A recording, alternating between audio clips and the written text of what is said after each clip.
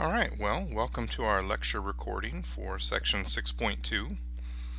We will, of course, be covering topics that build upon what we learned in section 6.1, as you might expect. In section 6.1, we were introduced to the concept of power series, and we constructed a couple and examined their properties. In section 6.2, we're going to be learning how to use some theorems that allow us to build new series from our existing series. So, let's have a look at the outline.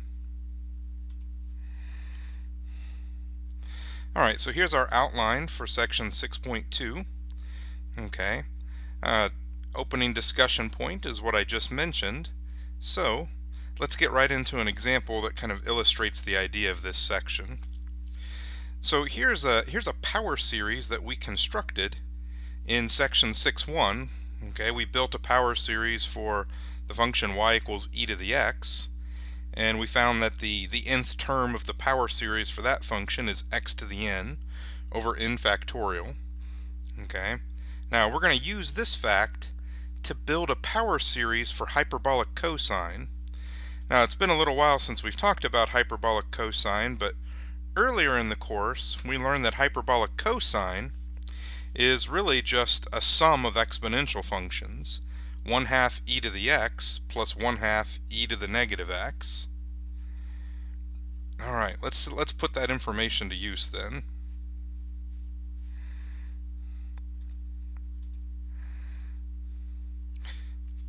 Okay, so I wrote out the first few terms of our power series for e to the x. Okay, starting with n equals 0. When n is 0, x to the n is x to the 0, which is 1, and n factorial is 1. So our first term is 1, and then x, and then 1 over 2 factorial times x squared plus 1 over 3 factorial x cubed, and it goes on from there. Okay, now what we'll do is we'll use this to build power series for those two things that were added together to give us hyperbolic cosine. The first was just 1/2 times e to the x. So it's pretty easy to distribute a constant multiplier over a sum. I just need to distribute 1/2 to these terms for the power series of e to the x, and that'll give me 1/2 plus 1/2 x.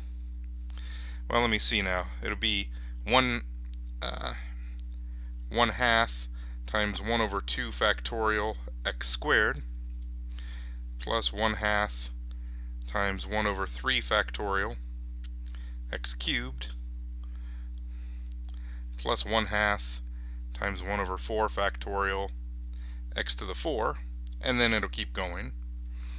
Okay, now let me see, we were going to add to that to complete hyperbolic cosine. We were going to take 1/2 e to the negative x. Okay, now the only difference between this function and this function is that negative x replaces x, which means that negative x needs to replace x everywhere over here. Okay, we are essentially plugging negative x into this function. Now that won't affect the first term, there's no x in that. But in the second term, since I'm replacing x with negative x, I would get negative 1/2 x. Now in the next term, the fact that I'm replacing x with negative x doesn't matter, because the negative x is raised to an even power, which makes it positive again anyway. So I still have 1/2 1 over 2 factorial x squared. But in this term, since we're raised to an odd power, negative x to an odd power comes out negative. So this term becomes negative. But the next term would be positive again because of the even power. And it's not too hard to see that this is now an alternating series. It would just alternate between positive, negative, positive, negative, positive, negative indefinitely. Now, hyperbolic cosine is the sum of these two series. So when I add them together, Well, let me see. 1/2 plus 1/2 is 1. But then when I get to this odd degree term, I'm going to get cancellation. In fact, I'm going to have that on every odd degree term. On the even degree terms, I would be doubling them, except they've already been multiplied by a half. So I could think of it as half of this plus half of the same thing again is just one of that thing. So I'd get plus 1 over 2 factorial x to the 2 plus 1 over 4 factorial, because it'll be the same thing here. Okay, half of something plus half of something is that something. So 1 over 4 factorial x to the 4. We can assume that the x to the 5 terms would cancel.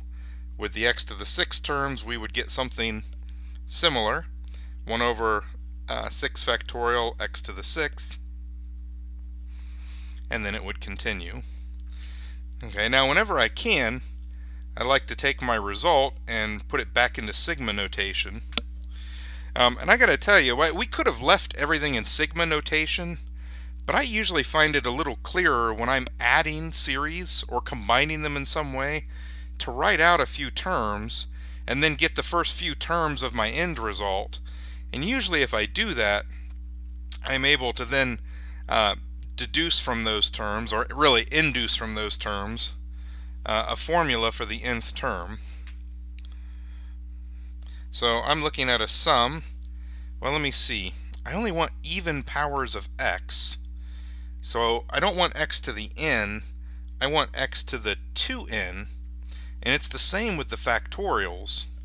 So I guess it'll be x to the 2n over 2n in parentheses factorial, because I want the factorial to match the power.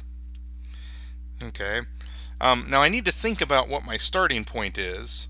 Do I want n to start at 0? Do I want it to start at 1?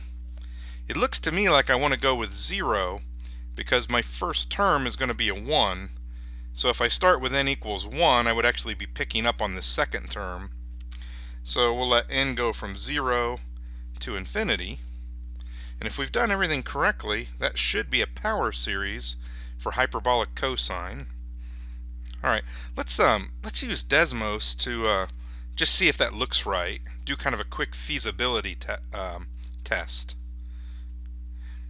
All right, so here I am in Desmos. I'm going to type in y equals hyperbolic cosine. It knows what I mean. Hyperbolic cosine, of course, looks like a parabola, but it isn't a parabola. Okay, it's slightly different. You might remember hyperbolic cosine gives us the shape of a hanging rope or a hanging chain. Okay, Isaac Newton, had thought that that shape was probably a parabola, but he couldn't prove it. And the reason he couldn't prove it is because it wasn't a parabola. It was actually not even an algebraic function. It was a transcendental function, a calculus function. All right, let's test out our series. Y equals sum, n goes from 0. Now I have to give it some upper limit, so let's just say up to 6. You know what, let's let it be variable like we've done in the past. Alright, x to the 2n, I used a caret to get the power there, and then divide by parenthesis 2n, parenthesis, exclamation mark, and now I need to add a slider. Okay, and I just clicked on that -10. I want to change the lower value for big N to be 0, and we'll make the upper value 10, and we say let's step by 1. Okay, well, you know, I can see that even with, let me see, n equals 1, n equals 1 would be, let's look back at the paper real quick. So if n is going from 0 to 1, then that's just 2 terms. Well, you know what? If I take just 2 terms of this power series, that's a parabola. That's quadratic. So, yeah, I guess that picture looks right. Okay, what did it put on there? It put on there this blue curve, which is a parabola, which is a good approximation for hyperbolic cosine.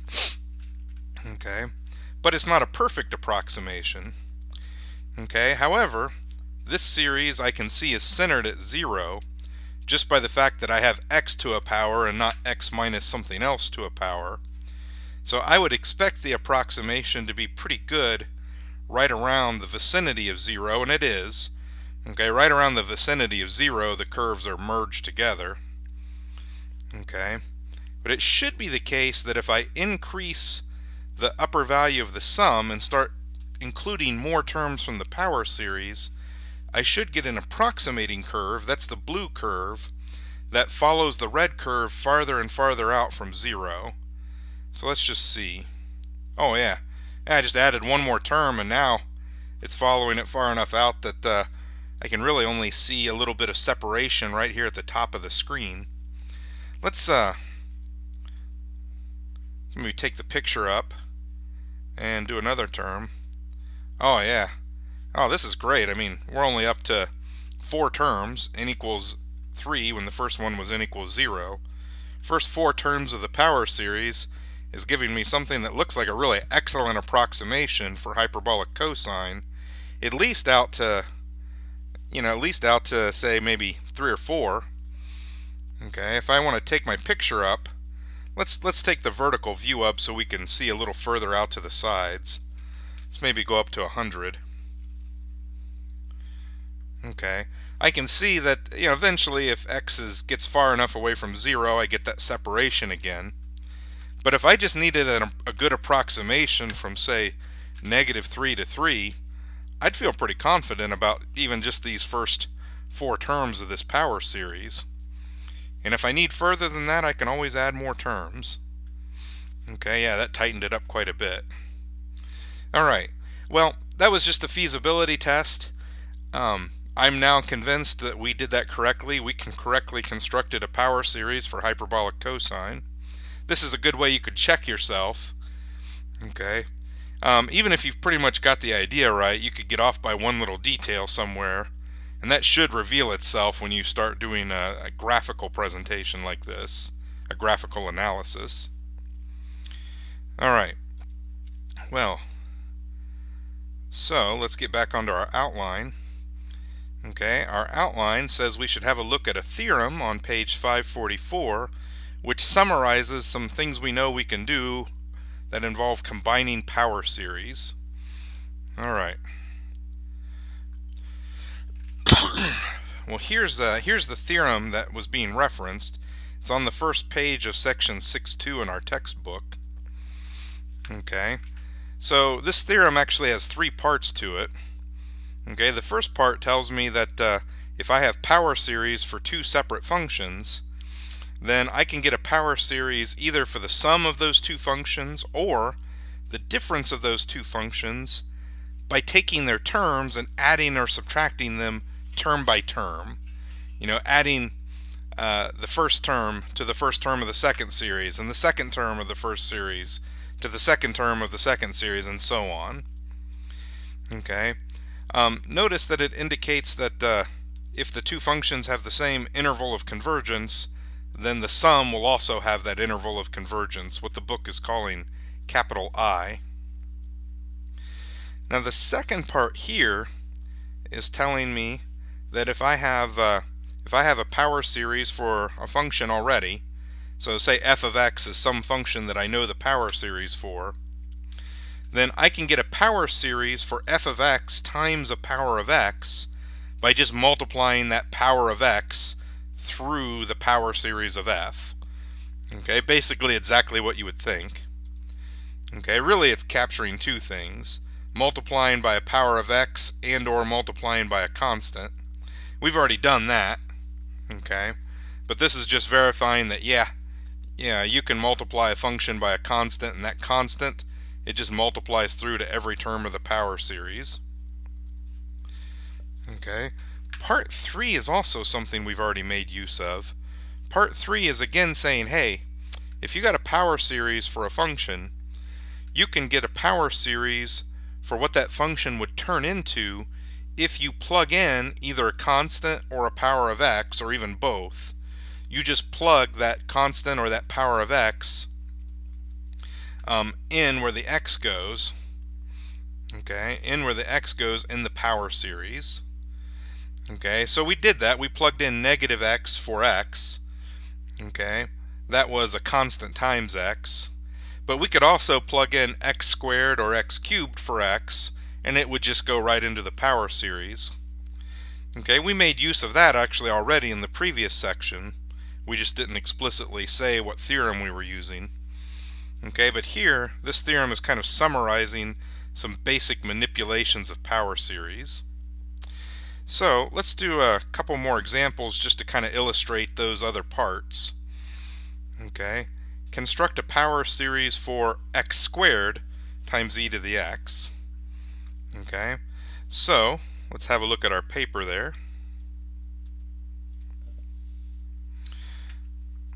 So again, we're going to make use of the fact that we know what power series for e to the x. It's 1 plus x plus 1 over 2 factorial x squared and so on. We're going to make use of that fact. So I guess this was this was the previous example.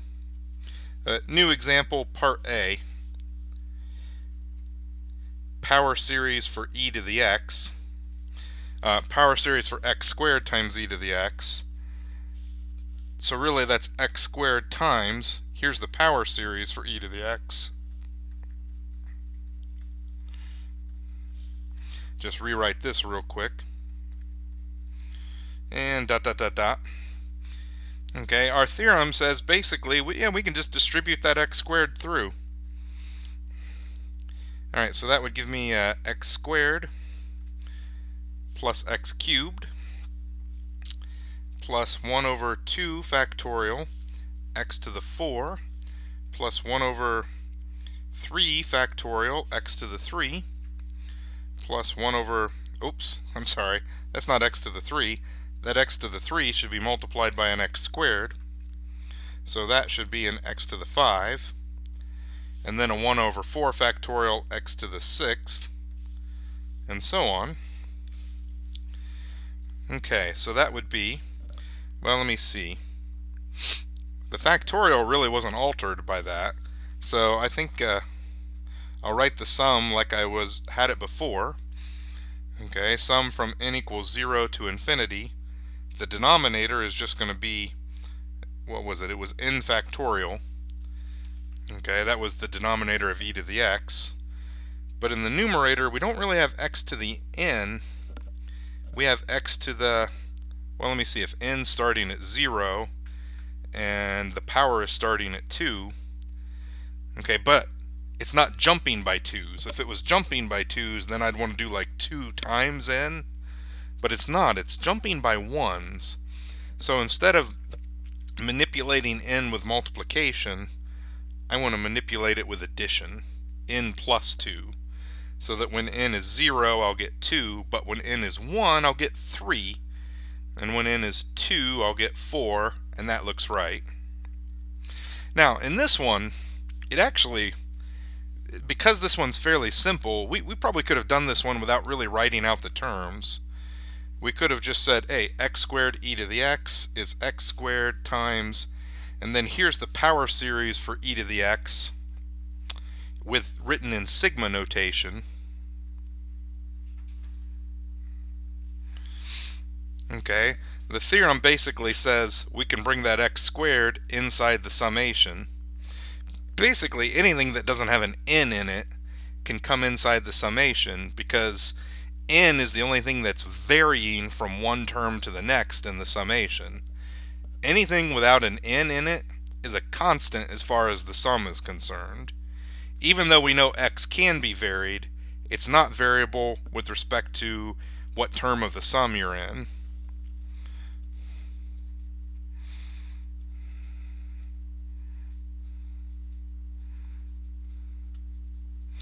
Once I bring it inside, now I can just use the rule for multiplying two things with the same base, which says we add the powers. And of course that gets us to the same place we were before. So there's more than one correct way to work out the steps. Obviously, I would love for you to be comfortable with both, but I will tell you that in practice, there's some examples where I'm more comfortable one way or the other. It's clearer to me. Okay, so I guess my recommendation to you is try to understand both and then use whichever one seems to be the most straightforward in each example. Sometimes it's helpful to write the terms out, and sometimes it's maybe easier if you don't. Alright, so part B of this example was to find a power series for e to the x squared. Now this one is just e to the x with a power of x plugged into it. Our theorem was telling us that, hey, in that case, if you've already got the power series for the function and now you just have that function with a power of x plugged into it, you can just plug that power of x into the power series. Okay, so the power series for e to the x was a sum from n equals 0 to infinity of x to the n over n factorial, but I didn't fill in the parentheses for the x because x is being replaced with x squared. Okay. And of course, now that I've replaced x with x squared, I can see how to simplify this. Okay, because I can use the rule that says if I have a base raised to a power and the whole thing is raised to another power, the powers multiply. Again, I could have also done this one by writing out a few terms and then plugging x squared in for x in those terms. Okay, we'll kind of go back and forth as to what seems to make the most sense in each example. Alright, let's go back to our outline. We've completed our example here. Alright, I'm going to do another example to illustrate some ideas from this theorem and also to kind of lead us into the next theorem. So, multi-part example here.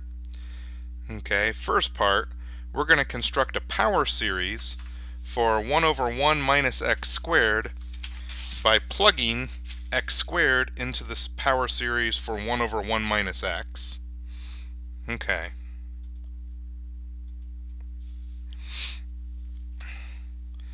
Now, in the last section, we saw that we could use this formula for geometric series.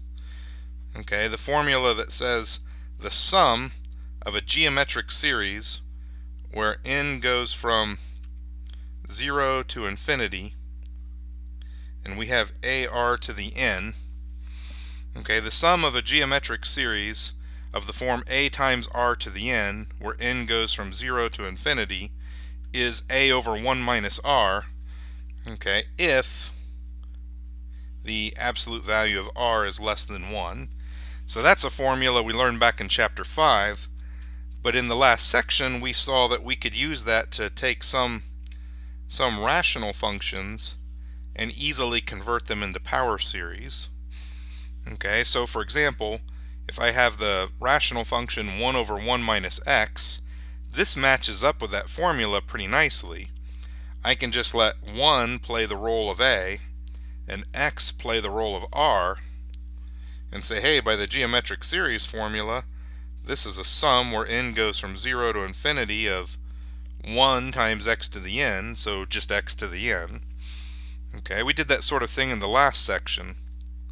Now, in the last section, we didn't really fully address the question of why would you get a power series for something that's already an algebraic function. Okay, we said really the use of power series is to give us formulas for transcendental functions. Okay, now in the last section, the primary reason that we were doing this was just because it allowed us to examine the properties of power series through the lens of what we already knew about geometric series. In particular, it gave us some insight into the convergence behavior of power series. Okay, so in particular, okay, this particular series would only be valid if, well, x played the role of r. So I guess this is only true if x is between -1 and 1. Okay, so our interval of convergence is going to stretch from -1 to 1. So that was kind of the context we brought it up in before. In this section, we're going to see how we can construct power series for simple rational functions and then use them to get power series for transcendental functions, which is really usually the goal when you're talking about power series. But for right now, part A of this example wants us to get a power series for the rational function 1 over 1 minus x squared. Okay, notice that this function is just that function with a power of x plugged in for x. So we can use the power series that we already have for 1 over 1 minus x to get a power series for this function with x squared plugged into 1 over 1 minus x. We just simply plug in that x squared for x in the power series. So we have x squared to the n. And as we saw in the last example, we can simplify that and just make that x to the 2n. Okay.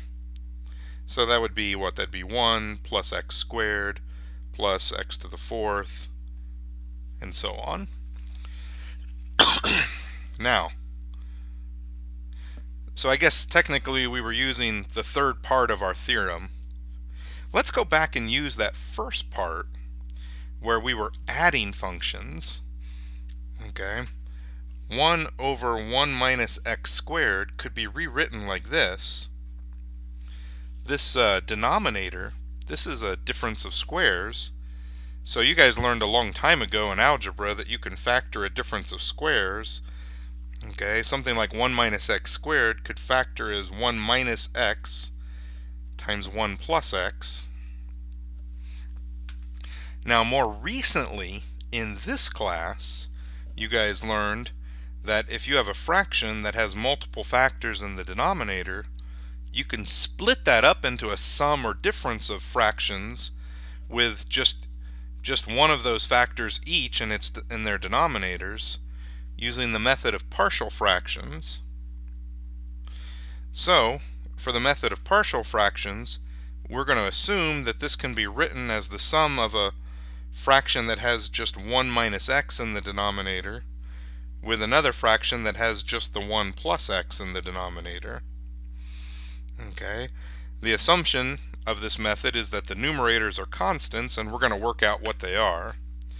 If we can work out what those constants are, we can go back up and use our knowledge of the power series of 1 over 1 minus x to get power series for these two functions, and then add those together.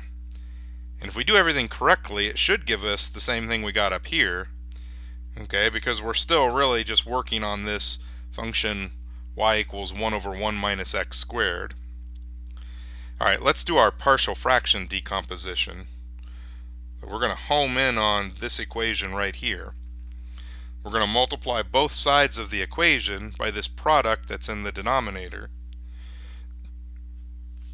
So on the left side, when I multiply by 1 minus x times 1 plus x, it just leaves me a 1. On the right side, that product has got to distribute to each of these fractions.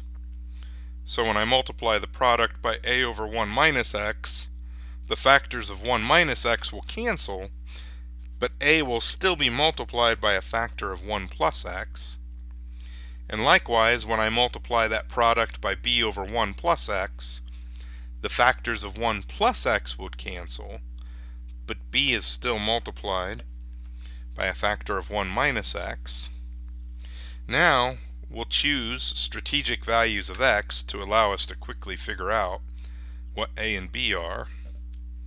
In particular, if I let x be 1, that would make this term disappear entirely, and I'm just going to get, if x is 1, it looks like 1 equals a times 2, so that means a would be a half. And then maybe I'll let x be -1, because that would make this term disappear. And if I put in -1 for x, oh, b is also going to wind up multiplied by 2. So b must also be a half. Okay, now that means that my first fraction is 1/2 over 1 minus x. Okay, and my second fraction is 1/2 over 1 plus x.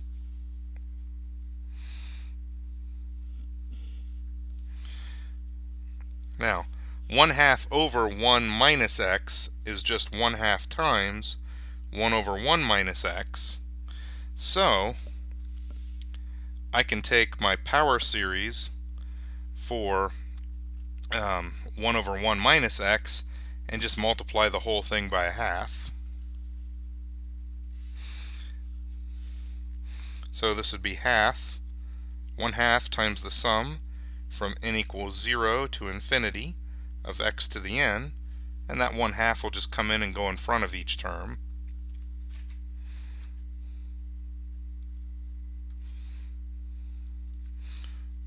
So I'll write that as a sum from n equals 0 to infinity of 1/2 times x to the n.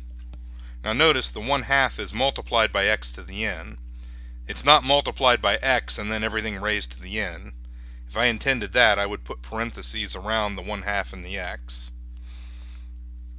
Now down here, again, since the numerator is 1/2, I can think of that 1/2 as a constant multiplier. Okay, our theorem says that constant multiplier can just multiply to every term in the series. But notice we have 1 plus x. Okay, having 1 plus something doesn't quite fit our geometric series formula. I need to recast that as 1 minus something. Okay, that's not too hard to do. I'll just rewrite it as 1 minus -x, which of course is algebraically equivalent to 1 plus x. But now I can see that -x is going to be my r. Okay, basically -x is going to get plugged in for x. And since -x is a constant times x, our theorem covers that and says that's okay. Let me mention what our theorem doesn't necessarily cover. Our theorem doesn't necessarily cover plugging other types of functions into a power series. Like it might not work to plug in sine of x into a known power series. Our theorem doesn't really cover stuff like that. It basically just covers plugging in powers of x or constants times x.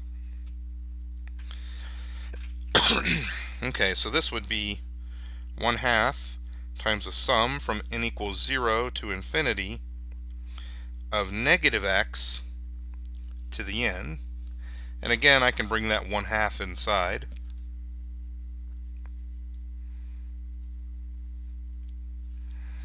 So that would be 1/2 times -x to the n. Now, according to our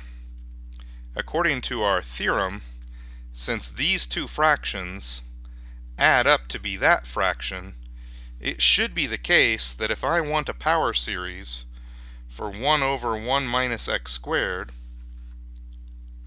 I should be able to just add these two power series. And according to our theorem, when we add power series, we can add them term by term. So it should be 1/2 x to the n plus 1/2 -x to the n.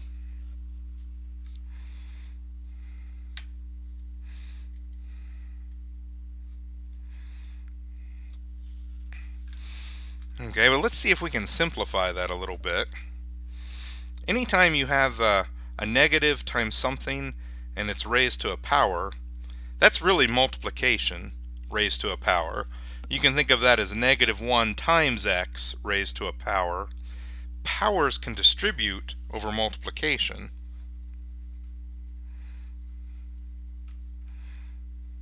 So this is 1/2 x to the n plus 1/2 times negative 1 to the n times x to the n. Now let me see. When n is even, that negative 1 will become a 1, and we'll just have 1/2 x to the n plus 1/2 x to the n. We'll just have x to the n. So that would equal x to the n. That would just equal x to the n when when n is even. However, when n is odd, negative 1 raised to an odd power is negative 1, which means the second term would be the negative of the first term and it would cancel out. So there won't be any odd degrees. Okay. Now this is a good example of a place where I think it would be kind of confusing. Okay. If we don't write out a few terms. I'm going to write out a few terms because I think that'll really help us get the form of our final answer.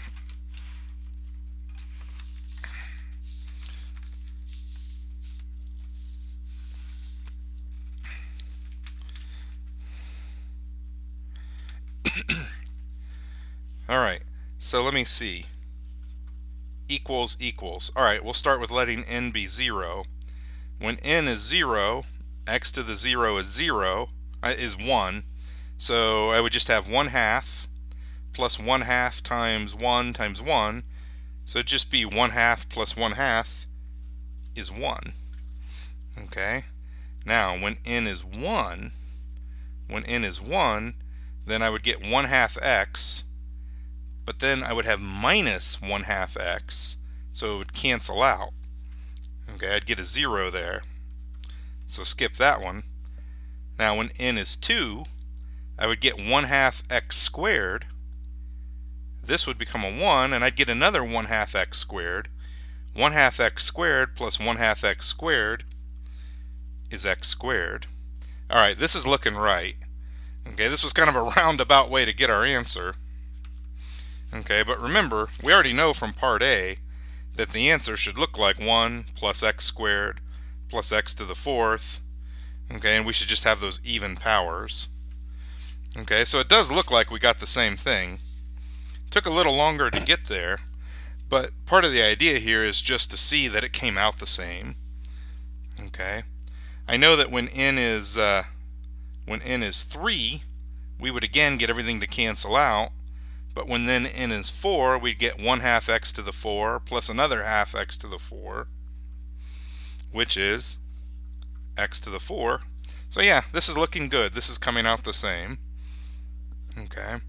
I will say that if we hadn't already seen what the answer should be, then if we got down to this point and we were like, gosh, how do we simplify that? I would say writing out the first few terms would really help, because now even if I didn't know what the simplified form of the summation should look like, just from looking at those terms I can say, oh, I'm just looking for a sum where we just have even powers of x starting with 0, so I'll make that x to the 2n, and n goes from 0 to infinity. It would have been kind of hard for me to mentally make the jump from this to this if I hadn't written out a few terms. So that's something I would recommend. Just kind of keep that in your back pocket, get it out whenever it's helpful or useful. All right, now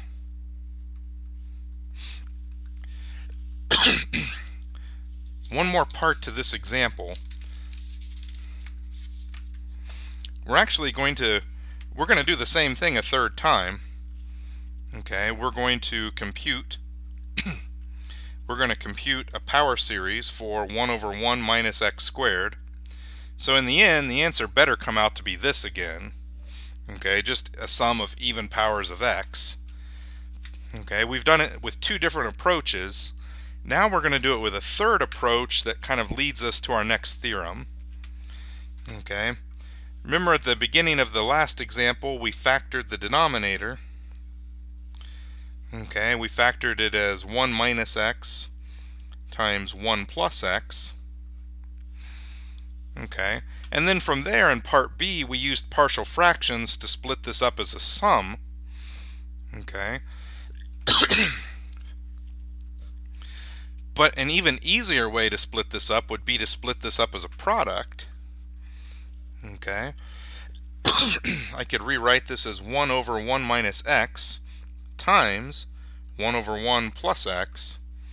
I mean, that's actually quite a bit easier than splitting it up as a sum, but it's because multiplication of fractions is more straightforward than addition of fractions when the denominators aren't matching up.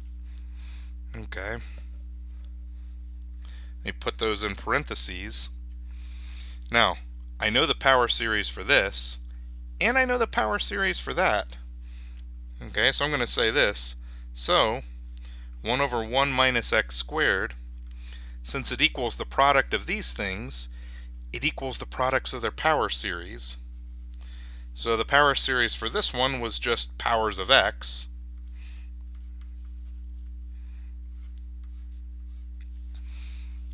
And then the power series for this one was powers of x, but it was powers of x with a negative on the x.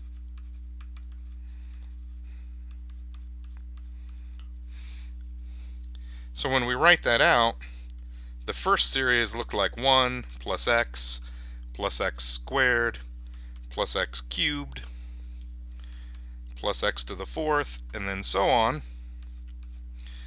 And then that second series looked like 1 minus x plus x squared minus x cubed plus x to the fourth, and then so on. Now, it might be tempting to say, oh, this is going to be just like adding two series. When we added two series, we just added the first term with the first term and the second term with the second term. Easy peasy. Multiplication is not quite so nice. I can't just multiply the first term with the first term and then multiply the second term with the second term. Okay? And the reason it's not that simple is because multiplying polynomials isn't that simple. Okay, I mean, this goes back to FOIL, right? Yeah, that little acronym you learned probably in the 9th grade or sooner for some people that said, hey, if you're multiplying two binomials, you've got to multiply every term in the first binomial with every term in the second binomial. Okay, and that turns out to be true no matter how many terms there are in the polynomial. So really it's got to be that this 1 has to multiply with all of these terms, and this x has to multiply with all of these terms, and this x squared has to multiply with all of those terms, which I know sounds pretty tedious, but if we're systematic about it, it's not too bad. Okay, here's what we'll do. We'll just start going one term at a time. It's easy to multiply 1 by all of those terms because anything times 1 is just itself. So when I multiply the 1 through the second series, I get a series that looks like this. 1 minus x plus x squared minus x cubed plus x to the 4. Okay, I basically just get that second series back. Okay, but then I also have to multiply x by all of these terms, and that gives me another series that I'm going to add to the first series. So when I multiply x, I'm done with the 1, I'll cross that out. When I multiply x by 1, that gives me an x. Notice I lined it up under the x in the other series. Okay, I'm going to be careful to line up degrees so that it's easy to add them together. X times negative x is negative x squared. X times x squared is x cubed. X times x to the 4, or let me see, where was I? I was here. X times negative x cubed is negative x to the fourth, and so on. Alright, I'm done with x. Let's do x squared. X squared times 1 is x squared. Alright. X squared times negative x is negative x cubed. Okie doke. X squared times x squared is x to the 4.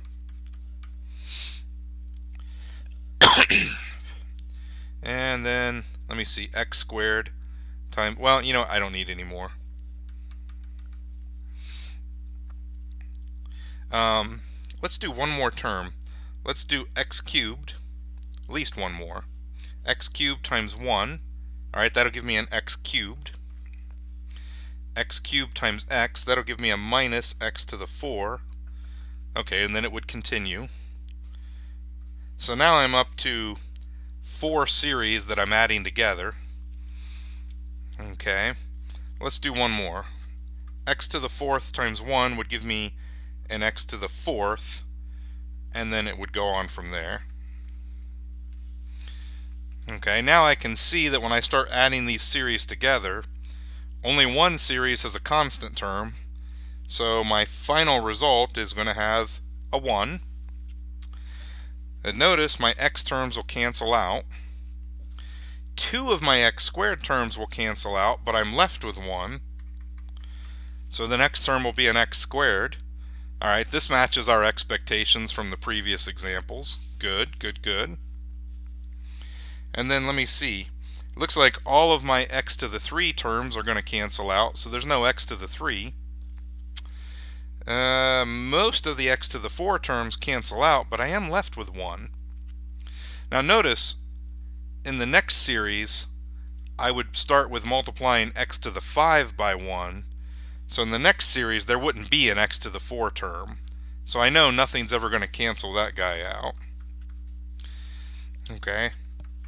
And I can see how it's going to continue. I'm just getting my even powers of x. Okay, so it works out the same. Okay, what we made use of here was we made use of a theorem that I haven't shown you yet, but let's go ahead and have a look at that theorem. Okay, there's the theorem we looked at before. Let's scroll on down till we get to another theorem. Ah, here it is. Theorem 6.3, multiplying power series. What does it say? It says we can do what we just did. Okay. When you multiply power series, you have to use term by term multiplication. Okay, basically just FOIL scaled up to, yeah, I would say if you go out to the degree 4 terms, usually that's enough to get a pattern and you can see how the series goes. Okay. Now this one again tells me that if the two series we start with are both have a common interval of convergence, then our product series would inherit that interval of convergence. Alright, and that's really all I want to say about multiplying power series. So we can multiply them, we can add them, we can subtract them. That's the same as adding them. You go term by term. You can divide them. This book doesn't really address that, so I'm not going to go into it, but you would divide them the same way you divide polynomials, long division. And I think that's enough about that. There's a reason why this book doesn't really go into it. That's even more tedious. And let me see. Let's go back to our outline. We completed this example. We looked at that theorem. Now, in the last section, we constructed a power series from scratch for a transcendental function. We constructed a power series from scratch for e to the x. Okay, and we've already been making use of that. At this point, I would like to construct a power series from scratch for another important transcendental function. Okay, cosine of x. Okay. We'll build it and then we'll compare it back to the one we built earlier for hyperbolic cosine, just because I want to point out that they look similar. Not exactly the same, but similar. Alright.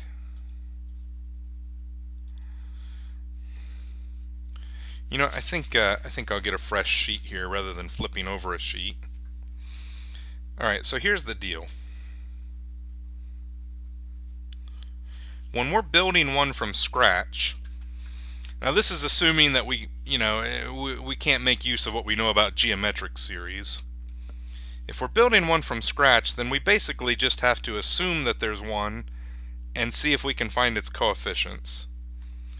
Okay, so I'm just going to write down a generic power series. Okay, a generic power series that's centered at 0.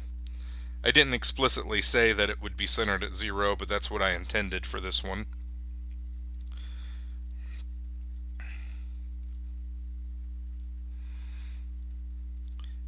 That's probably enough. So here is a generic power series centered at 0, where the c's represent whatever the coefficients are. Presumably, these will wind up being a function of n. Now, I can use the fact that I know what cosine of 0 is. Cosine of 0 is 1. So when I plug 0 into this side of the equation, everything disappears but the c0.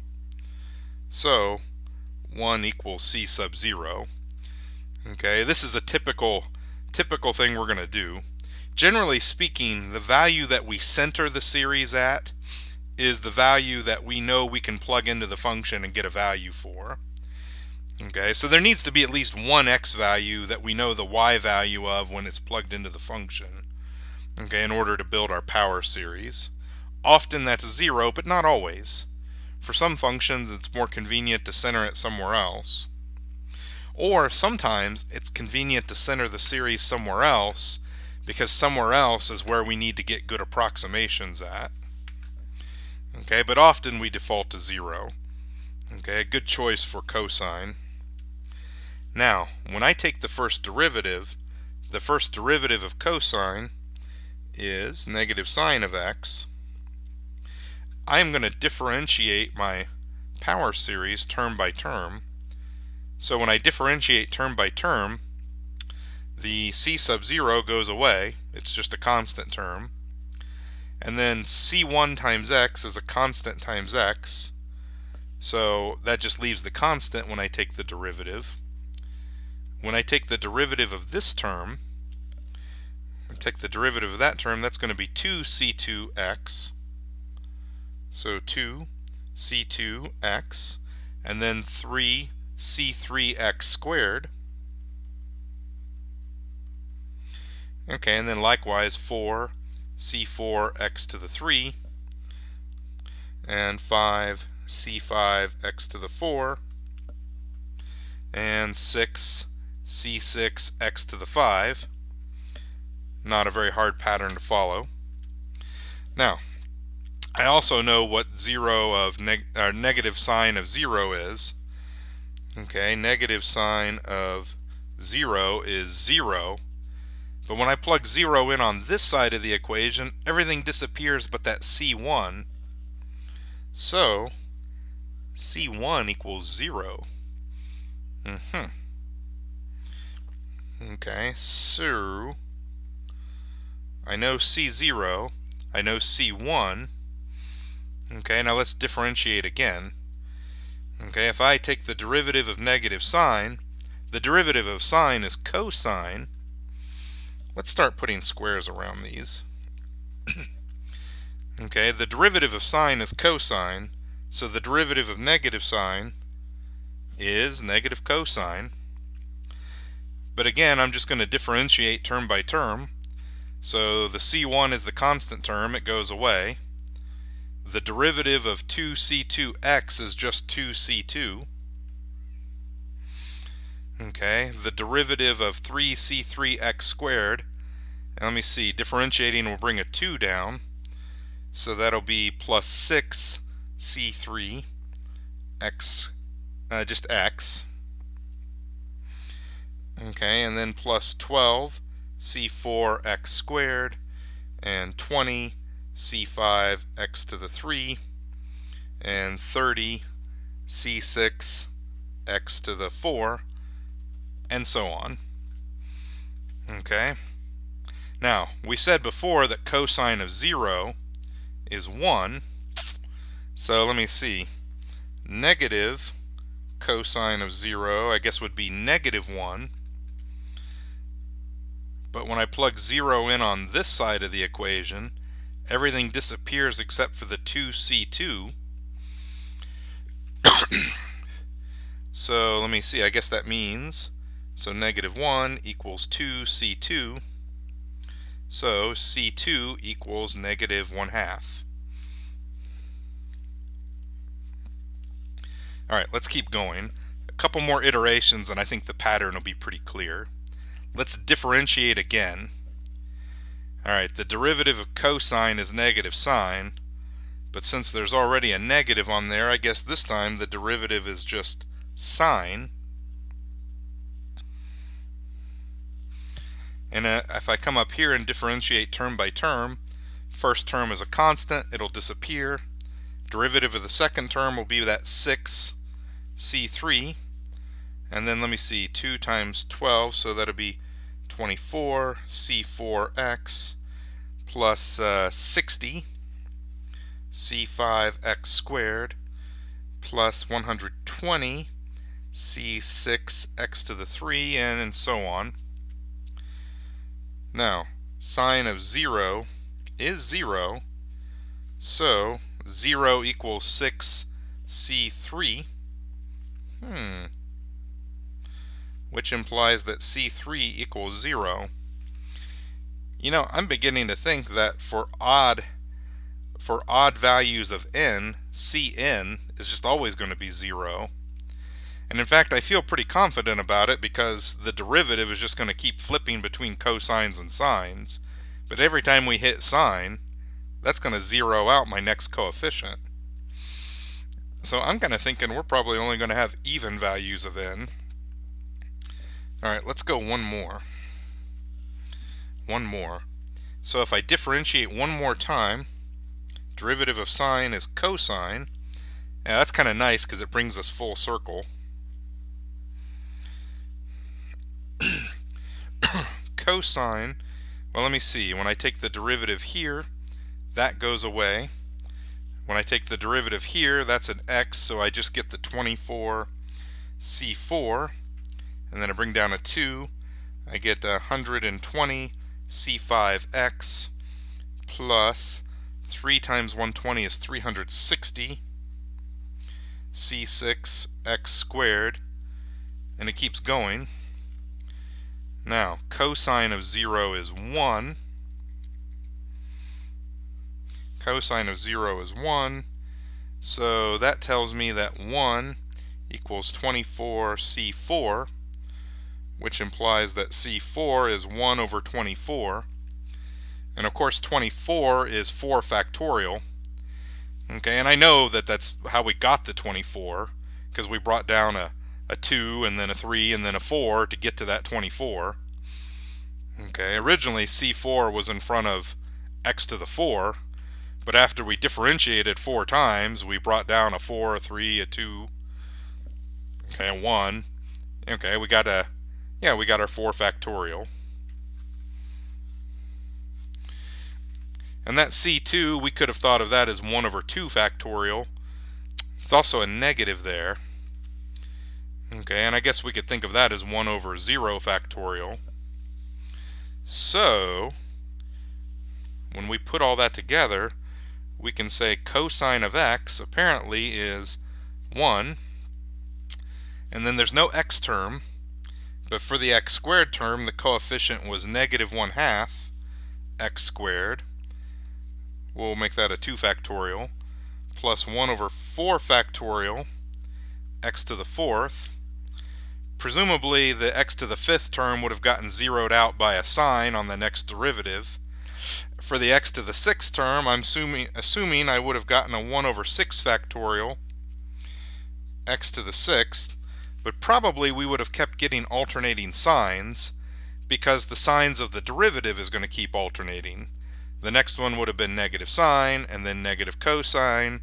So yeah, we would have wound up with a negative in there when we were getting the coefficient of x to the 6th. Okay, so it looks like our power series centered at 0 for cosine looks like 1 minus 1 over 2 factorial x squared plus 1 over 4 factorial x to the 4th, and then it continues on with an alternating series of even powers of x divided by even factorials. So let's write that with sigma notation. That would be the sum from n equals 0 to infinity. Now, let me see here. Okay, to get alternating signs, I'm going to put in a -1 to the n. Okay, that'll start as positive and then go positive, negative, positive, negative. I need an x to the 2n to get even powers of x. And then I want my factorials in the denominator to match those powers. So I get a power series for cosine of x that's actually almost identical to the one that we built for hyperbolic cosine. I had to find that piece of paper here.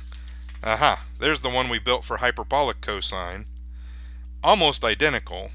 The only difference is that in hyperbolic cosine the terms were not alternating in sign, but for ordinary cosine they are. Okay, kind of an interesting parallel. We explored earlier in the class how there's a lot of algebraic parallels between sine and hyperbolic sine and cosine and hyperbolic cosine, and that extends into their power series as well. Alright, let's head back to the outline and see what was next. Alright, we constructed a power series for cosine. Now we're going to differentiate the power series for cosine term by term and use the result to find a power series for sine of x. Alright. Well, so we said earlier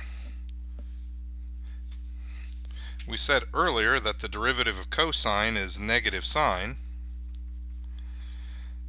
So I should be able to get a power series for negative sine by just differentiating this term by term. So let me see, the derivative of 1 is 0. Now when I take the derivative of -1/2 x squared, the 2 would come down. I would still have a -1. It would just be a negative x. Now when I take the derivative of this term, the 4 would come down. Now in the denominator here there's a 4 factorial, so there's a 4, a 3, a 2, and a 1. The 4 coming down would cancel the 4 from the factorial, but I would still have the 3, 2, 1. So I would still have a 3 factorial times x to the 3. And then let me see, the 6 coming down, I would get same deal. The 6 would peel off the first factor of the factorial, but I would still have all the others. So I would still have a 5 factorial. Okay, x to the 5, and so on. Alright, now that's a power series for negative sine of x. If I want a power series for sine of x, I guess I could just multiply both sides by -1. So that'll just change all the signs, and it'll give me x minus 1 over 3 factorial x to the 3 plus 1 over 5 factorial x to the 5. And then presumably the next term would be an x to the 7th, and it would be negative. So we'll just put minus ... Now in sigma notation, we're going to let n start at 0 and go to infinity. So let me see. It looks like I want odd powers of x, starting at 1 when n is 0. I still need this alternating sign behavior. So I still need this -1 to the n. But then I need x raised to like 2n plus 1. Okay, I don't really want 2n minus 1 because I still want to start from n equals 0, and I want my power to start at 1. And then again, the factorial seems to need to match up with the power. So 2n plus 1 factorial. Okay, so there is a power series for sine of x. Okay. Now I could have actually done that without writing the terms out, but again I think writing the terms out just kind of helped me get my head around it a little bit easier. One thing to keep in mind, when you differentiate, you always lose a constant term off the front. So let's kind of show what that would have looked like if we hadn't written the terms out. Okay, so here's cosine of x. Cosine of x in sigma notation. N goes from 0 to infinity. We got -1 to the n times x to the 2n over 2n factorial. Okay, so let me see, sine of x. Negative sine of x would be the derivative. So if I take the derivative in here, I've got -1 to the n. The -1, this factor here is either a 1 or a -1, but either way it's a constant. Okay, when I take the derivative, I really want to home in on the x. Okay, I've told you that as far as the sum is concerned, n is the only variable. But as far as the derivative is concerned, x is the only variable. The derivative is going to treat everything else as a constant. So this is a constant to the derivative. This is x to a constant. So I bring that constant down. I subtract 1 off the power. Now notice, I'm not subtracting it directly from n. I'm subtracting it from the product to n. Okay, 2n represents some number, and the power is just now 1 less than that number. Now, down in the bottom, since this was a constant, it wasn't impacted. Okay, but I know that this is really 2n times 1 less than 2n times 2 less than 2n. Okay, all the way back to 3, 2, messed up my 2, 1. So that 2n that just came down on the top when I took the derivative is going to wipe a 2n off the front of my factorial, which means that my factorial is now not the factorial of 2n, but the factorial of 2n minus 1.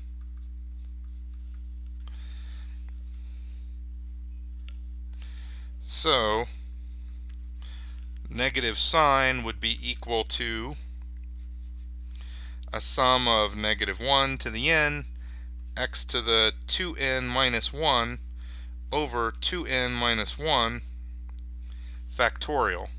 Now, I've been purposely not putting in where n starts. Okay? I've been purposely leaving that off because now I want to talk about this. Okay, we've been letting n start at 0, but if I let n start at 0, I'm going to have a problem now.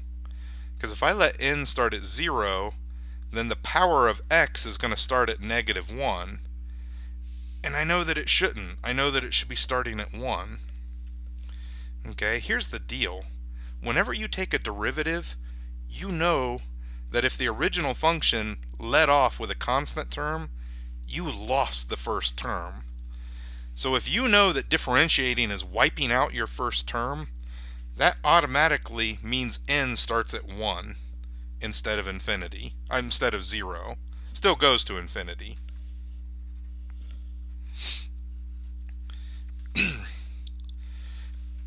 Now, if we want to get back to starting at 0, okay, we can write out some terms and say, all right, if n starts at 1, all right, then that would be that'd be negative x to the 1 over 1 factorial plus 1, let me see, when n is 2, that'd be x to the 3 over 3 factorial, and so on. If you write out some terms, then you can figure out how to rewrite the sum so that n starts at 0. Okay, okay, since the first power is 1, if I want n to start at 0, the power would have to be 2n plus 1. And you could redo the formula. Okay, this would be a great place if you want to try to get n to be starting at 0 again. This would be a great place to write out some terms. That would be my recommendation. But just keep that in mind. When you differentiate, sometimes you're wiping the first term off because the first term was something that was a constant. And that means that your n equals 0 needs to be wiped out of the sum. Alright, so where does that leave us then? For a second it left us looking at my wife's sewing table. That's what it did. Okay. Well, let me see. We constructed a power series for cosine. That one we had to do from scratch. And then we used our power series for cosine to get one for sine. We just had to differentiate. We could have integrated too. We'll talk about that in a minute. Okay, we really could have gone either way on that one. And then let me see. Well, before we move on, I want to take just a moment to talk about Euler's formula. Okay, one, because it gives me an excuse to review the power series we just built for three of our most important transcendental functions: e to the x, cosine of x, and sine of x. But also, this is just because we've built those three power series, this is a really good time to talk about this formula. Okay, this formula is named after 18th century mathematician named Leonhard Euler. One of the most important mathematicians in Western history, derived a lot of interesting results, and he used power series and infinite series to get a lot of his results. Euler made big contributions to lots of different parts of mathematics. But one of the areas of mathematics that he made big contributions to was the study of differential equations. Now, I know that a lot of you who are taking Calc 2 this term will be taking a course on differential equations in the near future.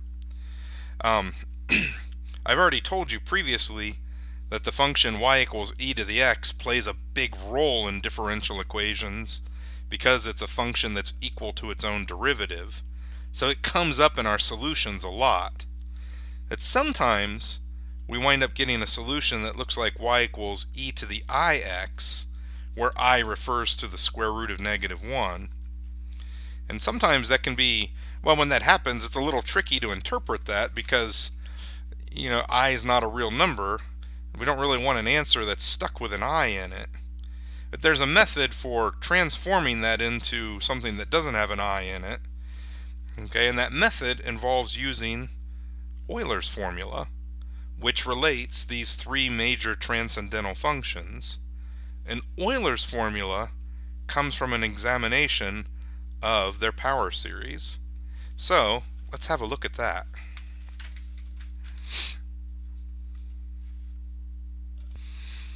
Okay, I've written down a summary of power series that we've built for three of our most important transcendental functions.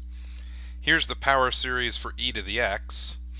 Okay, it's basically just powers of x divided by the corresponding factorials. The power series for cosine actually looks like somebody took just the even powered terms from e to the x and then took that and made it an alternating series. The power series for sine looks like somebody took just the odd powered terms of the series for e to the x and made that an alternating series.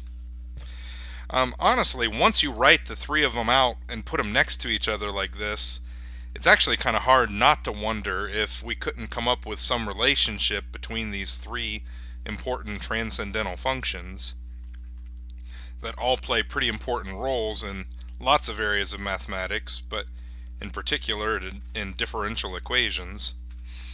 Okay, Euler actually came up with a way of using these series to come up with an equivalence among these. Okay, and he did it using the concept of I, where I is the number we think of as the thing that when you square it, you get -1. Now, a lot of people in Euler's time would have objected to that and said, hey, there is no such number. Okay, and in fact, that's why we use I to refer to it. It's a reference to the word imaginary.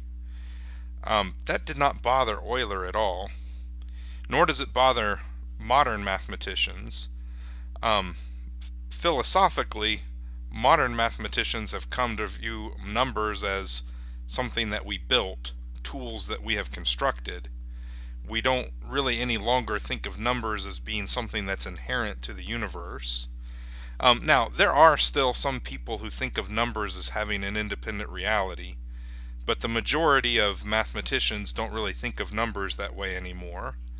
And one of the things that helped us change our view of that was the realization that the square root of -1 is actually pretty important to mathematics, which made us question why we had to think of numbers as things that already existed and we were just discovering them, when we could just think of them as things that we're building as we go along. If we're building them as we go along, then there's really no reason why we can't build a number based on the specification that the property of that number is that it squares to give us -1. Okay. Anyway,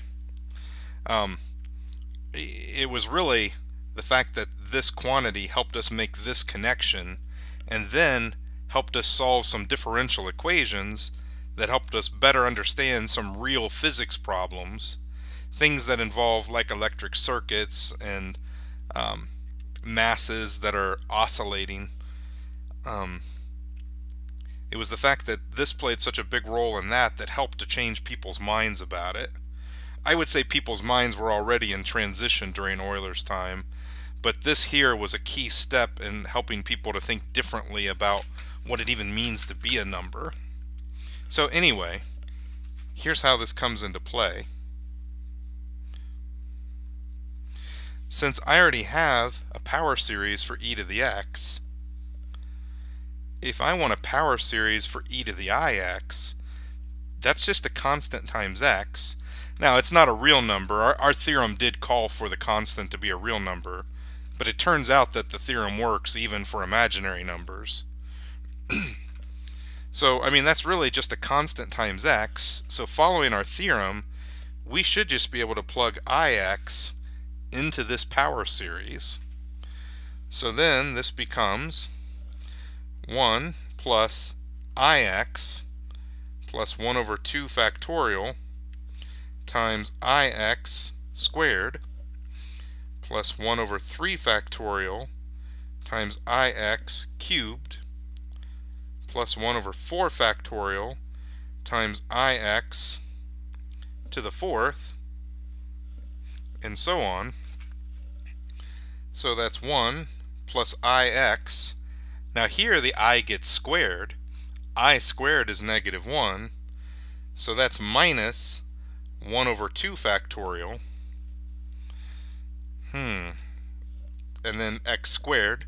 The I squared became -1. Now here the I becomes cubed. So let me see. I cubed would be I squared times I. And if I squared is -1, I cubed is -I.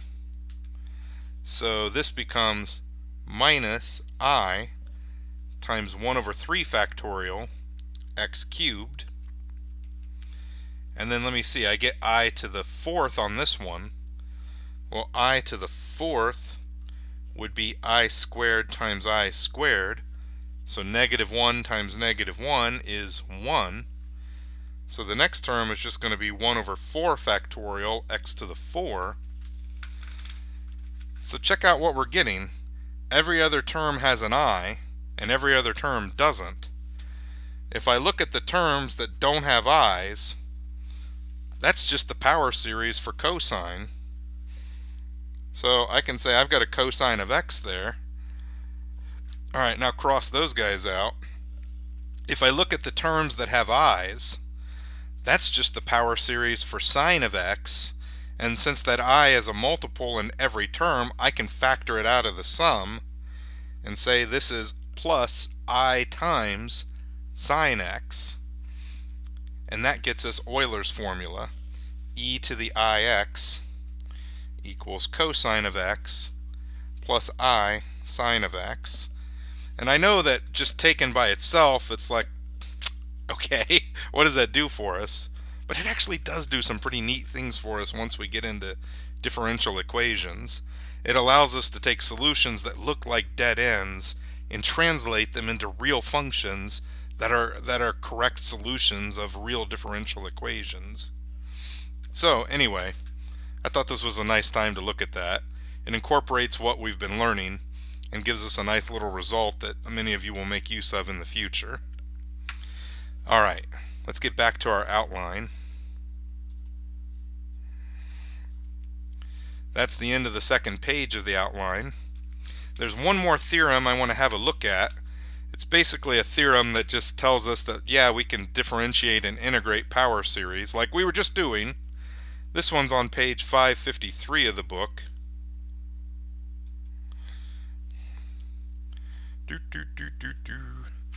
Theorem 6.4, page 553. Basically, this is just a lot of symbols to tell us that, yeah, if you got a power series, you can either differentiate it term by term to get a power series for the derivative of the function that you had a power series for, or you can integrate it term by term to get an antiderivative of the function that you had the power series for. One thing that's kind of subtle here that you wouldn't necessarily catch, even on a close reading, in previous theorems it just told us that basically that the interval of convergence was conserved. Okay, here it doesn't actually tell us that the interval of convergence is conserved. It tells us that the radius of convergence is conserved, which leaves open the possibility that when you differentiate or integrate a power series, you might actually get a change out at the endpoints, since the endpoints don't really affect the radius. We'll discuss that a little bit. But for now, let's have a look at an example. We'll do problem number 95 from the book. So let's roll down and have a look at that. Scroll to the end of the section, get into the problems. Alright, there's 95. I got to come down here to find the instructions. It says, alright, so in the following exercises, you're going to use the fact that we already know how to get a power series for a rational function that can be equated to a geometric series. Okay, we've used that previously in this section. And then we're going to use term by term differentiation or integration to find power series for each function centered at the given point. Alright, so now let's look at 95 again. So in 95, they want us to find a power series for natural log of x, which is a transcendental function. They want it centered at x equals 1. Now I know that seems a little unusual since we've mostly been centering them at 0, but if you think about it for even a moment, I think you'll see why. Okay, you probably remember that natural log of x isn't defined at 0. We center a power series at an x value that we know how to evaluate the function for. Well, that's not 0. Natural log of 0 is undefined. But natural log of 1, you should know that that's 0. So that is an x value that we know the y value of the function for. So we'll center our series there. But we're not going to build it from scratch. We're going to build it using the power series for its derivative. And they give us a little hint. We'll make use of that hint. Okay. Alright. So in number 95, they want us to build a power series for the natural log function that's centered at x minus 1, which means that the terms of the power series will have not x to a power, but x minus 1 to a power. Okay, that's what it means to be centered at some value. It means that it's x minus that value raised to a power showing up in our terms. Okay, the only part that we really need to fill in is the coefficients of those terms. Now this will be some function of n, presumably, okay, or it might be a constant if we're lucky, but probably some function of n. Okay, our task is to figure that out. Okay, now we could do that one constant at a time like we did with cosine. Okay, that would be kind of building it from scratch. But in this case, we have something kind of nice available to us, and that is the derivative is a rational function, which means there's some hope of being able to use my geometric series formula, a over 1 minus r equals the sum from n equals 0 to infinity of ar to the n, okay, for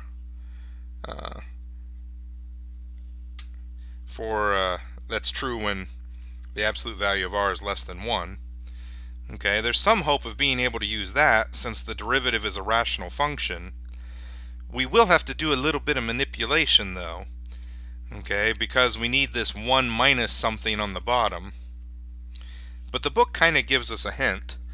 Okay, the hint that the book gave us was that x equals 1 minus the quantity 1 minus x.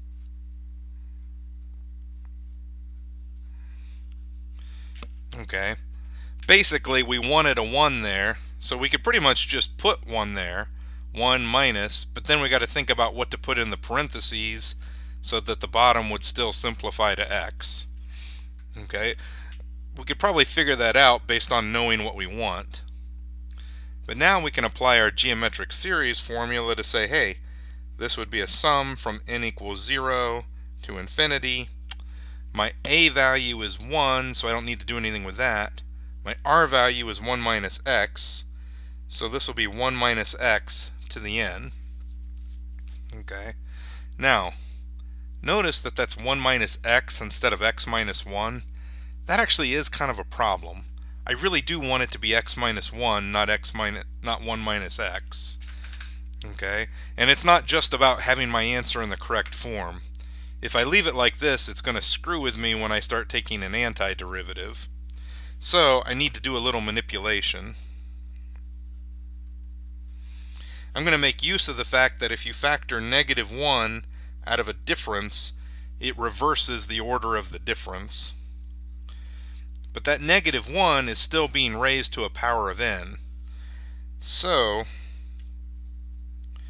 I'm going to rewrite this as negative 1 to the n times x minus 1 to the n. Now I have a power series not for natural log, which is my ultimate goal, but for the derivative of natural log, which means I can get a power series for natural log by taking the antiderivative of this thing. Now, when I take an antiderivative, so my antiderivative of 1 over x dx, the theorem says that I can go term by term. Oh, for some reason I started writing 1 instead of 0. Let's fix that. 0. Theorem says I can go term by term. Okay, but keep in mind, when you're differentiating or anti-differentiating, your focus is on x. Everything else is a constant. Okay, that's a constant. This is x raised to a constant. So when I take that antiderivative, the negative 1 to the n is not affected at all. Okay, and let me see. This is x to a power, so I've got to raise that power by 1 and then divide by that new power. Now, this is actually part of why it was important for me to factor that negative 1 out. If I had left a negative on the x, then when I took the antiderivative, I would also have to divide by a negative. And that wouldn't have been the end of the world. It's just one more thing I would have had to account for. Now, there is one more thing I haven't accounted for that's important though. And this goes back to one of the first things you ever learned about antiderivatives. Okay, when you take an antiderivative, you get a constant of integration.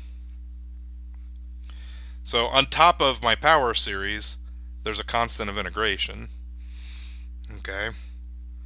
Now, typically what you'll see the book do is they'll write the c first and then the series so that there's no need for parentheses. Also, it makes sense to put the c first because the c usually winds up being the constant term.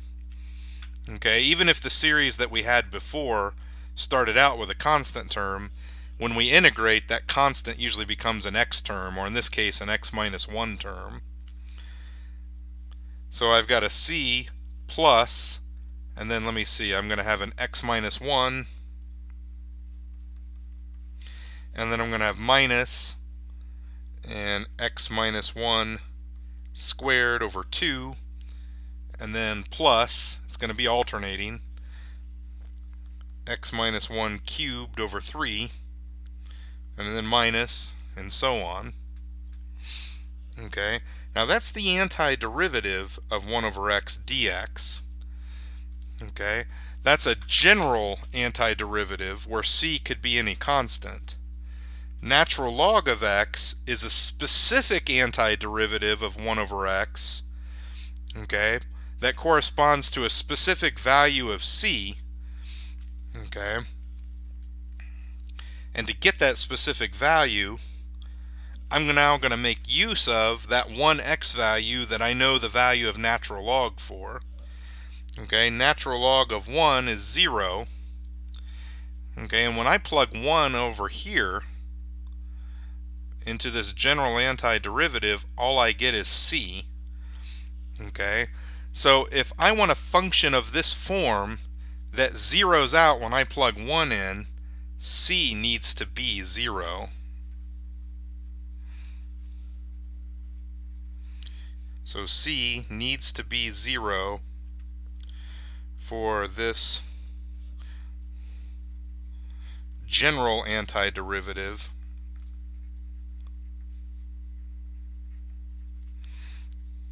Derivative. I think I left out some letters there. For this general antiderivative to become the specific antiderivative. That's a big word, you know, a lot of letters there. Antiderivative. To become the specific antiderivative that we are looking for.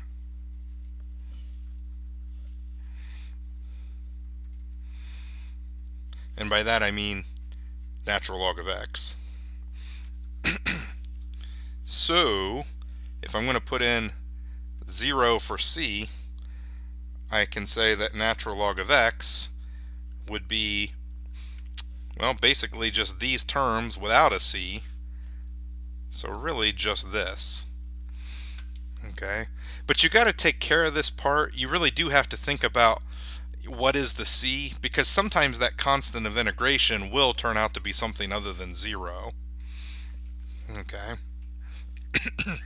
So anyway, natural log of x is the sum from n equals 0 to infinity of negative 1 to the n times x minus 1 to the n plus 1 over n plus 1.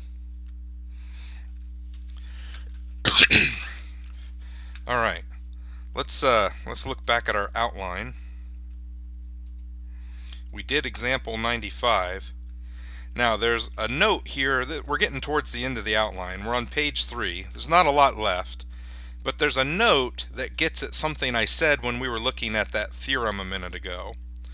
Okay, for power series with finite intervals of convergence, the radius of convergence, the radius, not the interval, the radius of convergence is preserved when you differentiate or integrate, but whether or not the endpoints of the interval of convergence are part of the interval of convergence might change. So in other words, you might gain or lose them off the interval when you differentiate or integrate. Now, I didn't address this when we differentiated cosine, but it wasn't really a big deal then, because in that case the radius of convergence was infinity, so there were no endpoints to lose. But that's not the case this time. So let's actually go back and look at this and examine those intervals of convergence for the power series in this example we were just doing. So we'll make that the last thing we do. Alright, so here's the function we started with. Okay, we started with 1 over x, which we saw was equivalent to 1 over 1 minus the quantity 1 minus x. And then we used our knowledge of geometric series to turn that into this power series. Okay, for this function, getting the interval of convergence is pretty straightforward because it's essentially a geometric series. We know that geometric series converge if and only if the r value, which in this case is 1 minus x, is less than 1 and greater than -1. Okay, we don't need to worry about the endpoints. It does not converge when r is 1, it does not converge when r is -1. It's just the interval in between. Alright, so if I simplify this, I would start by subtracting 1 in all three places. So then it becomes -2 is less than -x is less than 0. And then I've got to multiply through by -1, and that flips the inequalities. So then 2 is greater than x is greater than 0. So my interval of convergence is 0 to 2. Okay, no endpoints included. But now, no endpoints included because it's geometric. But now I come down to natural log of x, okay, which had this as a power series. What the theorem told me is that because this function is an antiderivative of this function, the radius of convergence is still the same. Note that the radius of convergence would be 1, okay, because it's centered at 1 and it goes from 0 to 2.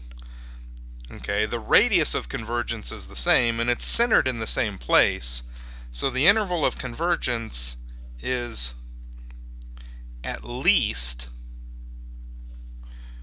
0 to 2. Okay, however, when you integrate, sometimes you pick up endpoints on the interval of convergence that weren't part of it before. Okay, so I need to check the endpoints. Need to check the endpoints.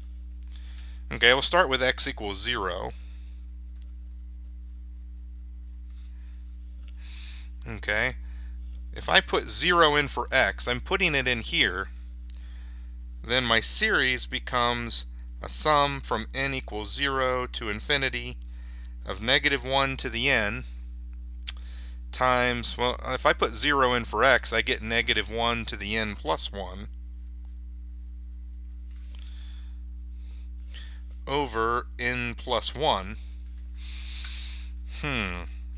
Alright, let's take our time here. I see a situation where we're multiplying and we have the same base, so we can add the powers. If I add those powers, I get a power of 2n plus 1. Now this is something kind of strange. I don't think we've had an example like this so far in this class, where we had -1 raised to 2n plus 1. The thing about 2n plus 1 is that it's always odd.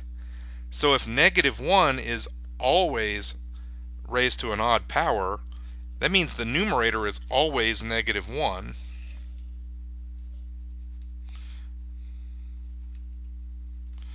So I could rewrite this as -1 over n plus 1.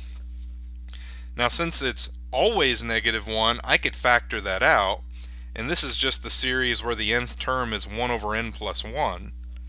Okay, that's like the p series where p is 1.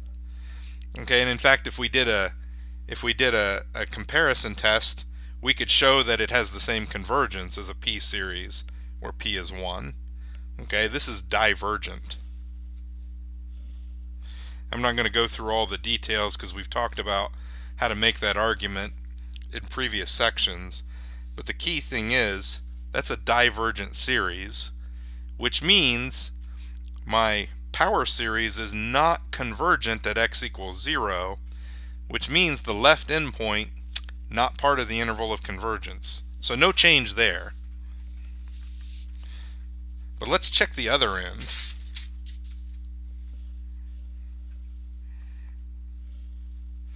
So the other endpoint was x equals 2. Now this might help.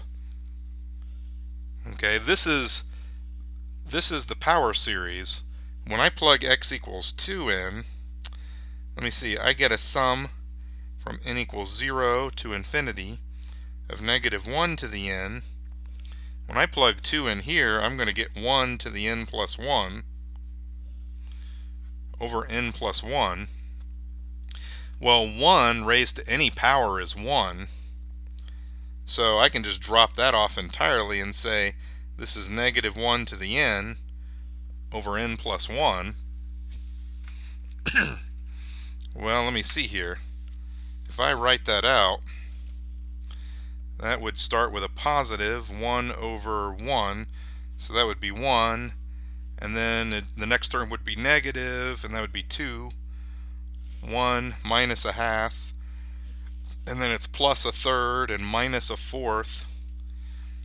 Okay, that right there, that is the alternating harmonic series.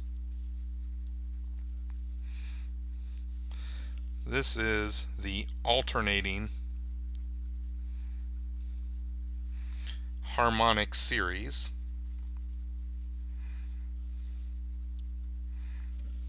And we saw back in chapter 5 that the alternating harmonic series is convergent.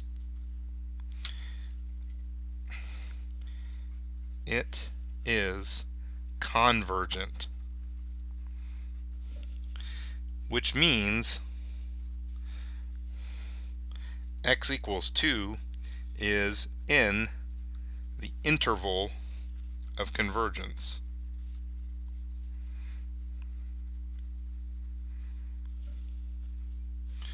Okay, so the interval of convergence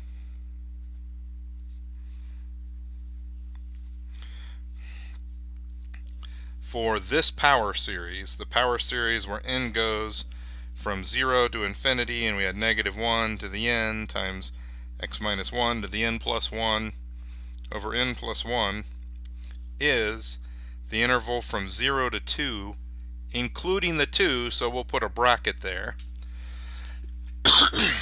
So it's possible. It's possible when you integrate a function, you'll pick up an endpoint on that interval of convergence. Okay, when you integrate a power series. Okay, that can happen. So basically, if it matters, you have to recheck it. And in this case, it did matter because it means that on this interval, this power series equals natural log. Okay. So, if this equals natural log of x, natural log of 2 is, well, it's what we got when we plugged x in.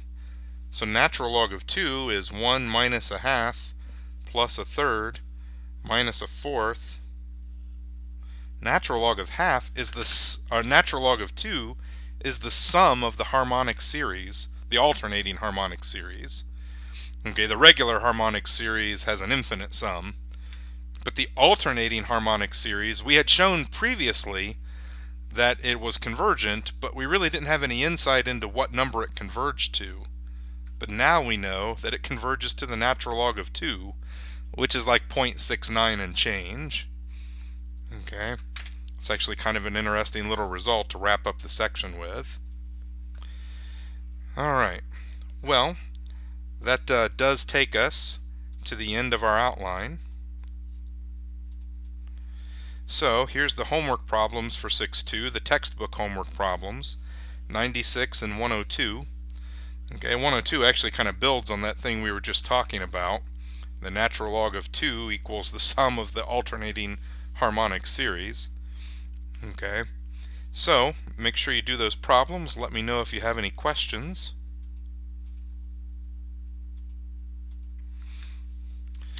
And that's pretty much everything that I wanted to talk about for section 6.2. But if you get into the problems and find that you have questions that you want to talk about, make sure that you send me an email or even give me a call. My cell number is 937-802-3815. So if you've just got a few minutes and you're thinking, hey, maybe maybe we can get on to a Zoom meeting right now, and you don't want to wait to get an email back from me, yeah, just give me a call, send me a text. If I'm available, I'll reply right back. I'm sitting here at my wife's sewing table most of the day working on my laptop, so chances are pretty good that I'll be able to stop and help you. So, if you need my help, please let me know. Take care, everybody. I hope you're enjoying the weather. It's a really nice day today, at least where I am. This is Sunday, April 4th. Beautiful weather today. It's in the 70s. I think as soon as I hit stop on this video, I'm going to head outside and go for a bike ride. First one in months. Take care, everybody.